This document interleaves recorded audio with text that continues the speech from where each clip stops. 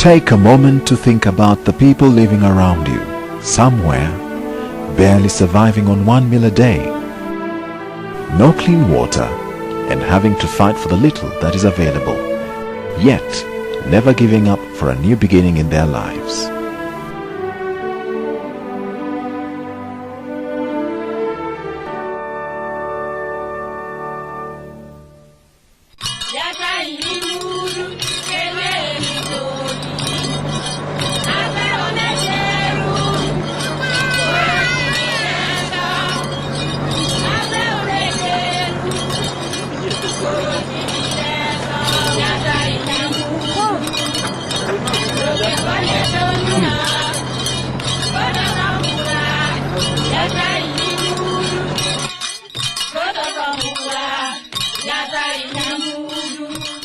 These are voices of women and men in Soroti, living an unusual life in internally displaced people's camps. They are crying out to their president, "Give us more guns. Give us more guns to fight our enemies." These people have been forced to flee their homes for fear of being abducted or killed. They live in conditions which violate their human rights. People have been forced to live an unusual life in internally displaced people's camps, looking for safer havens from the Lord's Resistance Army atrocities.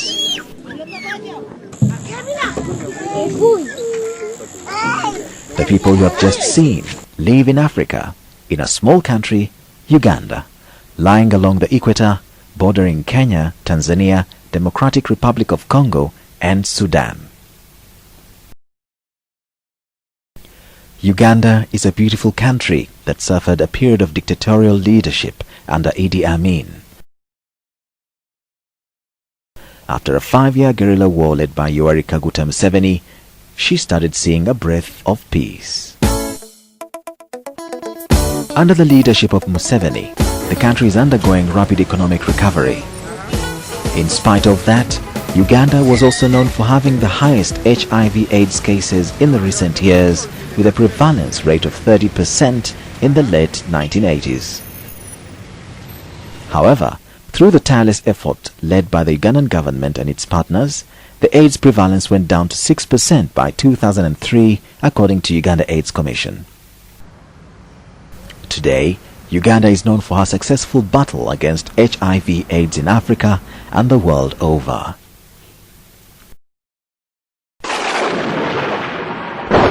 In spite of the successful fight against HIV/AIDS, Uganda has had a civil rebellion since 1986, causing insecurity in the northern and eastern regions. The LRA rebellion, led by Joseph Kony, has been the most persistent in the years. When they attacked Teso region in 2003, it brought about the greatest conflict and insecurity ever registered in the history of Soroti district, when many people fled their homes to live in camps in Soroti town. They have terrorized many areas including Kapelabyong, Katakwi and Kaviramaido. The LRA invasion is not the first conflict in Teso region. Conflicts here began 3 decades ago, centered on food and water shortages in the neighboring districts and Teso in general. The neighboring Karamojong, like the Iteso, are cattle keepers. During the dry season, they can hardly get enough water for their animals. As a result, they move to Teso region in search of more water for their animals. Because available water is not sufficient for the Teso people, the Karimojong fight the Iteso over the monopoly. The Karimojong attack homes of the Iteso, rape women and steal their cattle. To make matters worse, the Karimojong have been armed with guns since the 1970s. This place has experienced all the conflicts which have been in the north and the conflicts which have been here and not in the north. Some of them are the Karamojong conflict. It has been here for all the decades. It has never been in the north. Lakwena fought here, Kony fought here, one time was in Serere, this is the second time he entered here. The UPA war was here, and many others. So this is a war or a conflict area which has not received a lot of attention from the international community and from government is because things happen and they stop. And when it stops, it's assumed that everything has healed and everything has been put in order. But a lot of people are suffering with a lot of trauma and agony as a result of the wars and conflicts which have been in this place. Itongada iloto je singara ini jokeri dwe che iloso jangi tibore baka bikera ngune sisi iloto jo town nginada mo paka selimono so bikera ngune sisi te bakbongu jangi ni mo nyakio esaka imonyo okwe apugani ngara kaso mera ikomichani ba okwe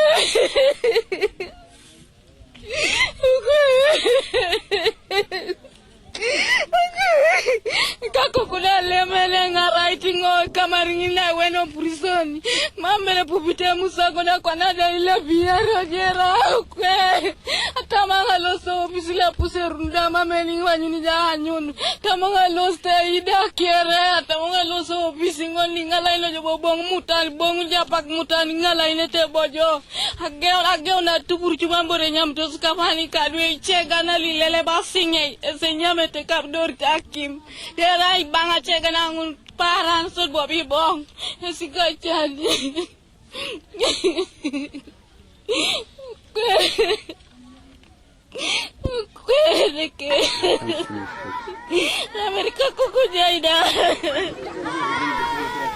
This scenario results into the IDP camps in Soroti municipality.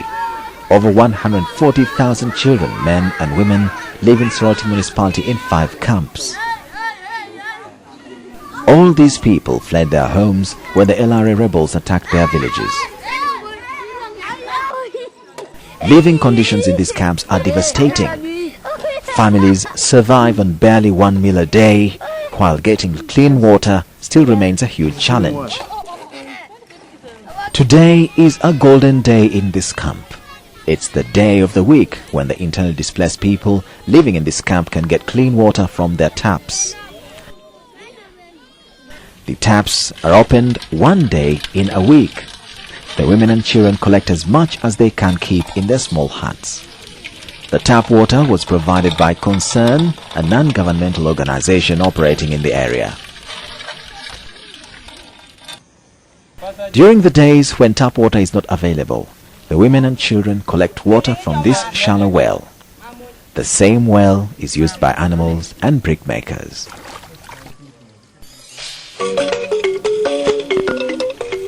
It was because of this devastating situation of these people that Community Integrated Development Initiatives, CIDI, intervened to help and reverse the situation, paving a way for a new beginning.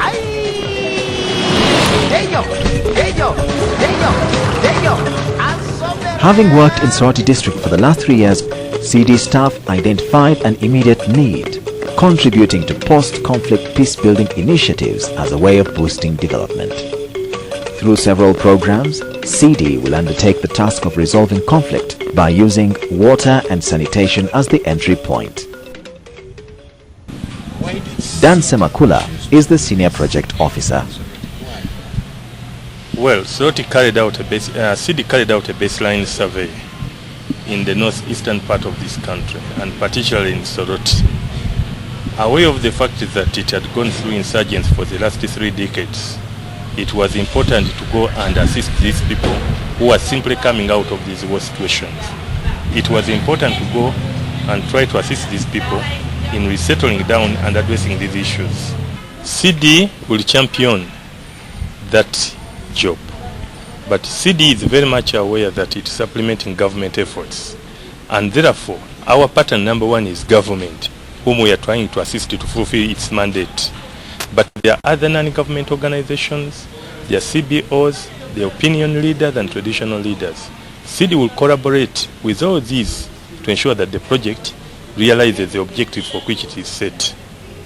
First and foremost, we are going to train the training of trainers, whom we will identify and be selected by all those categories of people whom I have mentioned earlier, so that one of the criteria to be used is that they must be based in the community, their respective communities, because they must serve the communities and they must act as a multiplying factor in training those communities. So we think that when we train trainers, then we would have achieved our objectives, whereby the common man on the village will receive much of the skills which we are trying to impart. So all our energies will be maximized on training of trainers and also impressing upon them so that they are attached also to other service providers in the area. We are aware there are also other service providers whom we can't do without. And it is in that regard that the training of trainers or the trainees in that matter will be attached to government extension workers and other people within those localities to enhance the job for sustainability of the project once it phases out in this. Because the project belongs to the people and must remain with the people.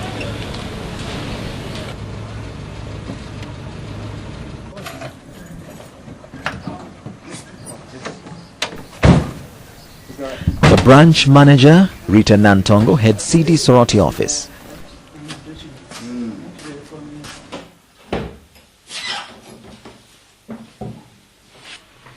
Today, she's holding the first meeting with newly recruited staff.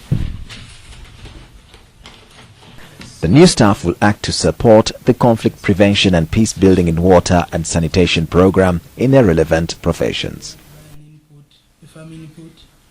But also it is Mary Goretti Ajoti is a lawyer trained at Makerere University. She is ready to guide the team in the legal aspects during the conflict resolution and peace building process. Eriaku is a veterinary doctor from Makerere University with experience in agricultural development. His major task is to promote sustainable agriculture among the resettled persons.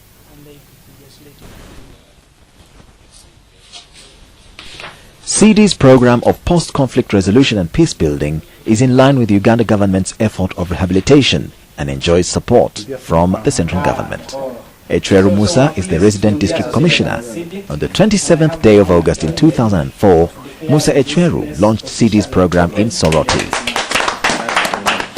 Yeah, for CD and other development partners, our commitment, our determination to partner with them is total. It's not questionable.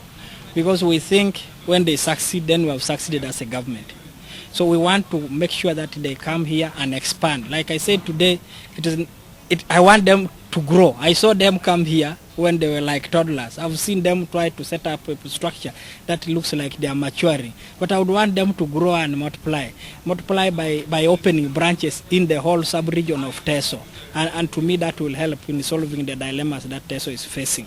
So we will do everything in our power to support them, to succeed. Because like I said, for us as a government, the success of non-government organization is eventually our success. When these people succeed, we will have succeeded.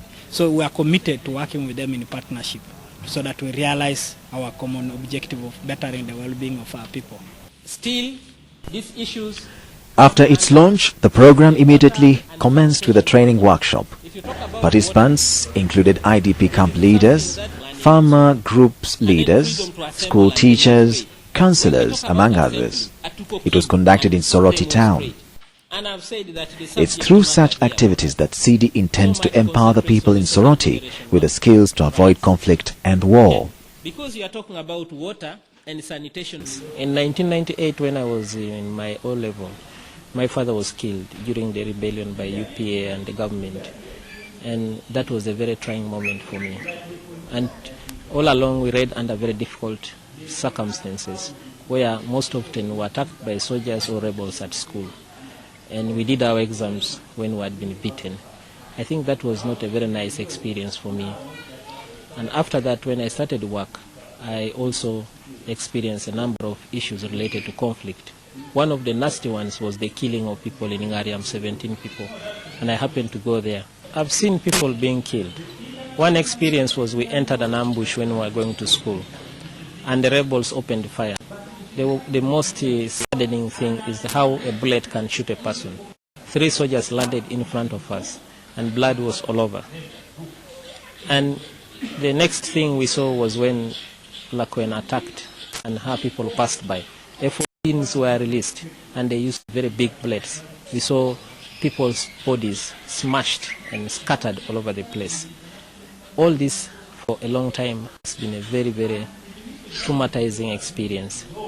This is how we have lived in this place, and we shall continue to live like that until maybe the government and the international community puts more attention to the northeastern conflict. Participants shared their views and reactions in the same line of effective use of water.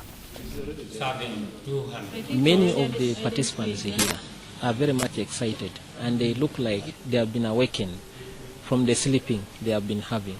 They are very interested in the topics, and they feel they have been missing out a lot. They have not been able to participate in the development process. They have not been jointly handling issues related to the region. I see from them aspects of regional cooperation coming. They are talking about how they can support MPs in Karamoja, and I'm sure they will urge their MPs to also contribute in Parliament to support the MPs in the problems that affect Karamoja. Because if Karamoja develops, then the problems will be reduced. But I think the seminar itself is very important, and I would encourage that more seminars of the kind be conducted constantly. We need more education, and we also need this education to be accompanied by development. These things should be handled symbiotically, not one thing only, but both of them. At the end of the workshop, participants were more than anxious to return to their villages and use the knowledge acquired from the workshop. Ijula Betty is a participant from Obuku IDP camp in Soroti town. She is in charge of health. She says she's learned how to avoid unnecessary conflicts through utilizing group bylaws, and that it's time for IDPs in Soroti town to get back to their homes and enjoy normal life. She is determined to apply that knowledge for the benefit of her fellow internally displaced persons in the camps.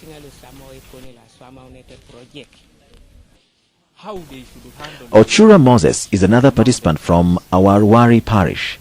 He is the LC3 councillor for Gweri sub-county. This workshop has created more knowledge to my own understanding, which I believe that if I put into practice, it will help me a lot. Not me alone, but even with my friends who have attended this workshop. Because all along we have been having conflicts which were supposed to be handled within ourselves, but they ended up resulting into death, into very big cases, reaching to high costs. But right now, after this course, after this workshop, I'm very, very much well versed that we shall be handling them systematically in the village there. We have already agreed within our team that we are going to organize for meetings, and from those meetings we are going to pass this information to our community group members and even the neighboring people who will be able to attend.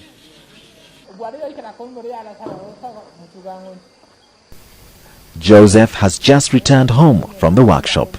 He was selected to attend the training. He is a model farmer on his village and heads a farmers group. He has over 130 orange trees, 6 acres of groundnut plants, plus cattle.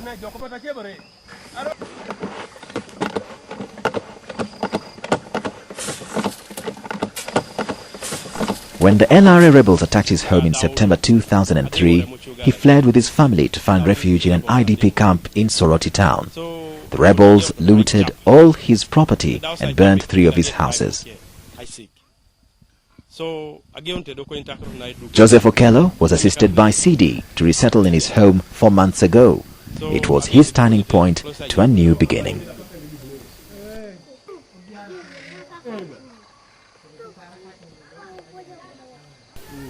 Through progressive training and empowerment from CD, he managed to resettle his family, reconstruct 2 of his burnt houses, and continue with his farming activities.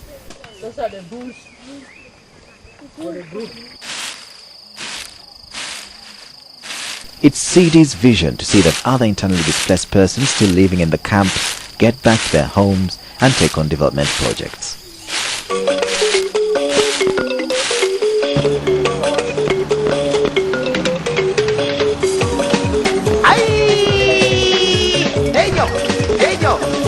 At CD head office in Kampala, Uganda's capital, the executive director Dr. Juko Fulgencio says the organization never loses her vision in all the projects, including the water sanitation as an entry point to post-conflict resolution and peace-building initiatives in Soroti district. He devotes a lot of his time in ensuring that the objectives of every program are met.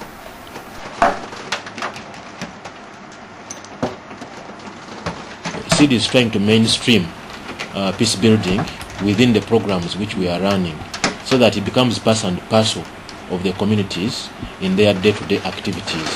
We appreciate there are some efforts of other agencies who are trying to support in some ways or other by, say, creating bodies like the Uganda Human Rights Commission is doing quite a lot of work there.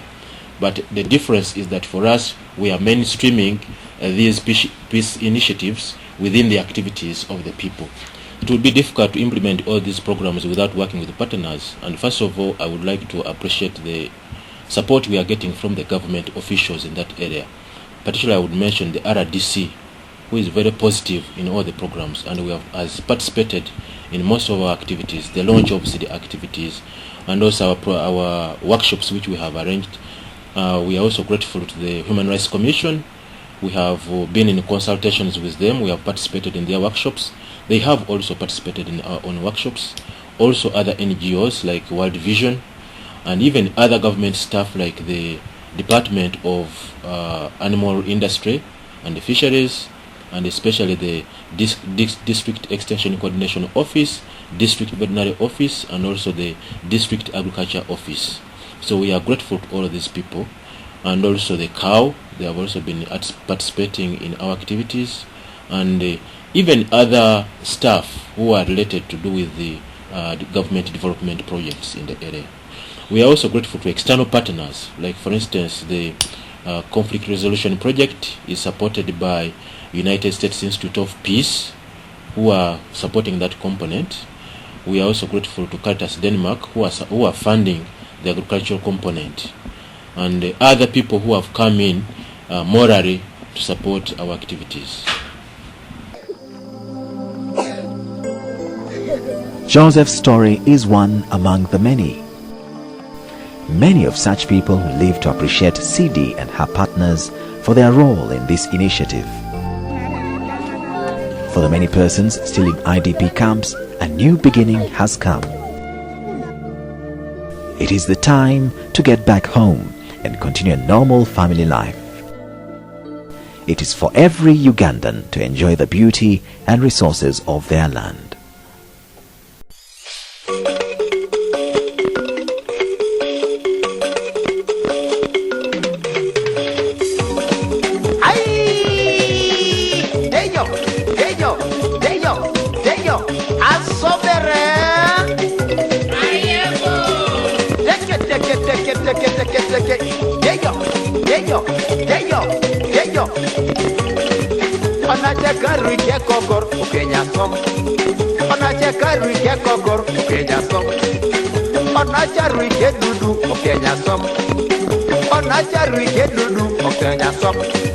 Ochake bila jitite, okenya som.